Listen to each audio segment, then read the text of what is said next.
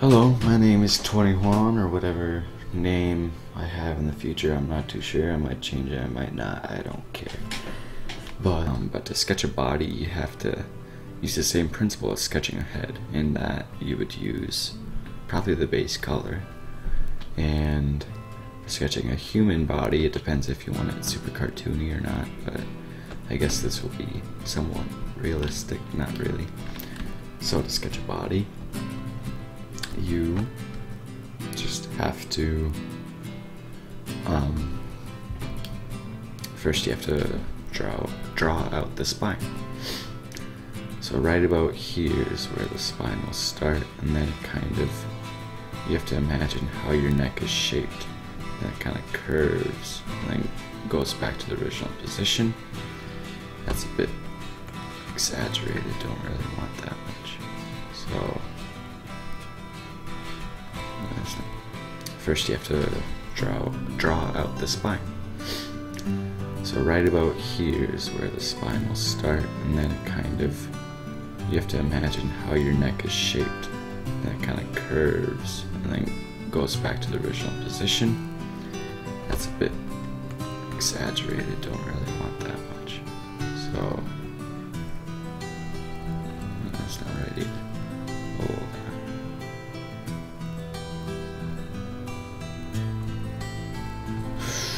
Okay, this may take a little while.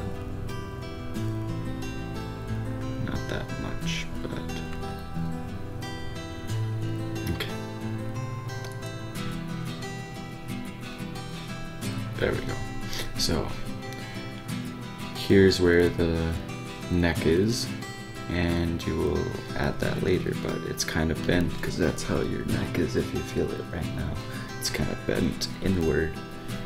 And then here's where your ribs will be, and we'll just draw an oval to symbolize that.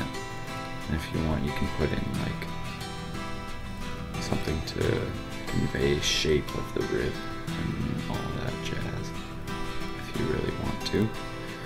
And then this is the spine meeting with the pelvis, and that I drew that kind of low, so we'll just fix that by drawing the pelvis right about there. And then how you draw hip joints is you draw 2 circles. It's different for guys and girls in that a guy will have smaller hips, a girl will have bigger hips. It's as easy as that. So if you want to have a girl character, you would just draw the hip bones a little bit larger. This is going to be a guy, so alright, there's the spine. I drew that a little bit far away because nobody has a neck that big. So good thing about sketching is that you can fix that pretty easily. So I want the neck to be about that long instead of the other. Draw the ribs. It's kind of a small rib. Okay, there we go. There's the ribs. And the spine going down the pelvis. This guy's gonna have a... don't like that either. So, if you were smarter than me, you would probably use like that thing where you draw like, I think it's 8 heads. So there's 1, 2, 3, 4, maybe it's 5. No, I think it's 8. So that's 5. So the hip should be right around there. And then this is the thigh. Then here is the bottom of the leg. So I'm pretty sure it's 1, 2, 3, 4, 5, 6, maybe 7, but this will be good enough. So we've got to draw the hips again with the joints. And to get shoulders, you would just have to draw 2 circles for the shoulders, and then line for the collarbone and where shoulders meet the ribs, and then that will be your shoulder. This is kind of a not muscular guy, he's just kind of skinny. And then elbow would be right above maybe where the ribs meet, so that's the elbow. And then hand would be probably at the bottom of the hip. That's probably not right. If you want to know how to actually draw like a human figure, you should look up a professional. But this is just what I use, and I don't really draw realistically at all. And then you just draw the bones. And then you can do some little detail work. So this would be the 4 larger fingers and then the thumb.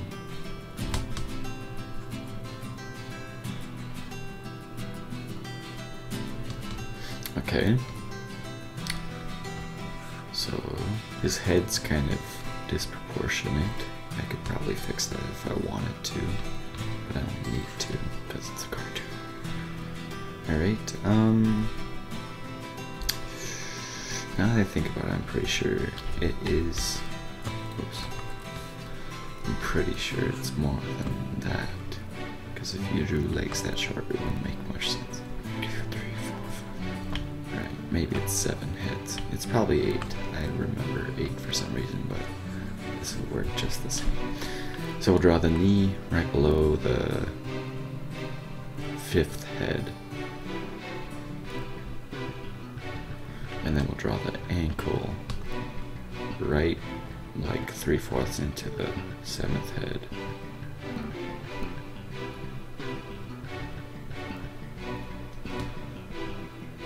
Okay, draw the bones again.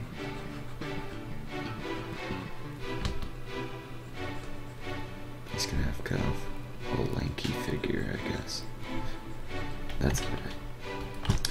Doesn't really matter. Yeah, that looks about right. And we'll just draw the feet pretty simply.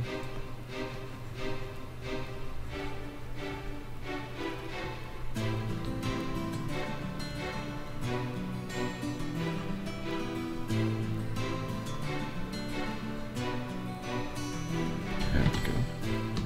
That foot's better than that foot. Go this side. There we go. That'll be his toes. Whatever, it's good enough. Good enough. Good enough, right? Right. So that's how you draw a figure, if you want to. Alright, here's just here's the second part of this video. If you skipped ahead, that's fine, because if you want to learn how to actually draw, you should learn from a professional. But, okay. We're gonna learn how to draw fluidity, which is like cartoony, or in animation you always want some form of fluidity in a way. So let's say we have this ball on a stick, and then at the end of it, let's say at frame 7, the ball and the stick are gonna be way over here.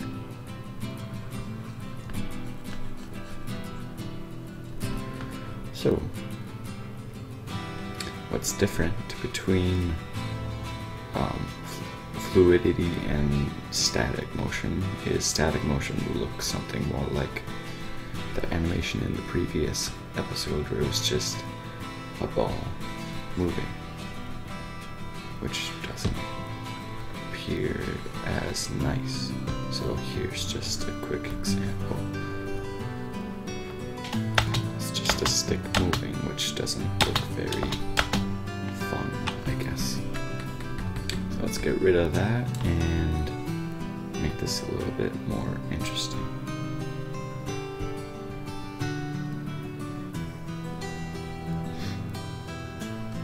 Okay, so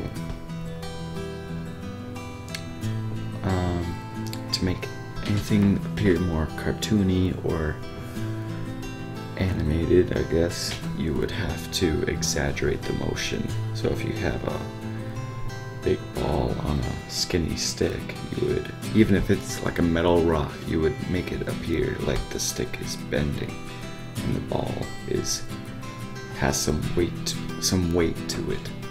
So let's draw the ball very not much forward and the stick starts to bend. We'll draw the ball a little bit more forward. And now the stick is extremely bendy. And it's just a sketch, so don't mock my badness. And here's a quick tutorial on blurring. But yep. So for drawing blurring, you just kind of make it look like it's in two places at once a little bit, or it's kind of like some of it's staying behind while the other part of it is moving forward. We're going to need a lot of blurring because this stick is so far away and we only have 7 frames to get over there, and we don't want it to look jumpy.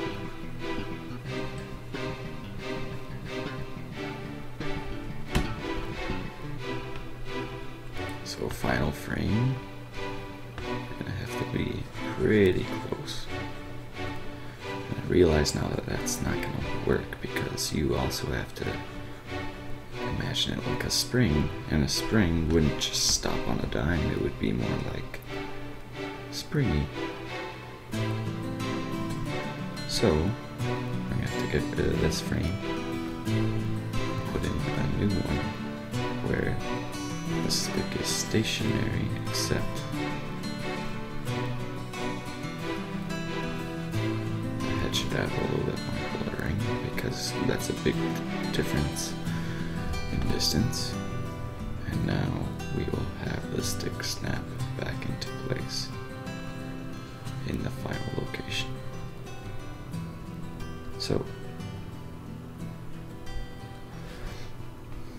if you understand my gibberish in explaining, fluidity is kind of like cartoony movement, and where anything lanky and thin with a large object on top would appear to be bending under the weight, so that would make it appear like this has a lot of weight and this is just a skinny stick. And I only have about 8 frames of animation, so it's kind of jumpy. We should add one more frame where the stick is still. So if that makes sense, this is the animation for both fluidity and blurring, which is a lot better than just a stick moving across the screen, because this makes it look like it has weight, and that's a lot more fun to watch. Alright, thank you for watching. I'm 20 Juan, or whatever my name's in the future. I should change my name to that, because I've been saying it a lot. But yeah, thanks for watching. Please like, comment, subscribe, all that good stuff. Alright, see you in the next video.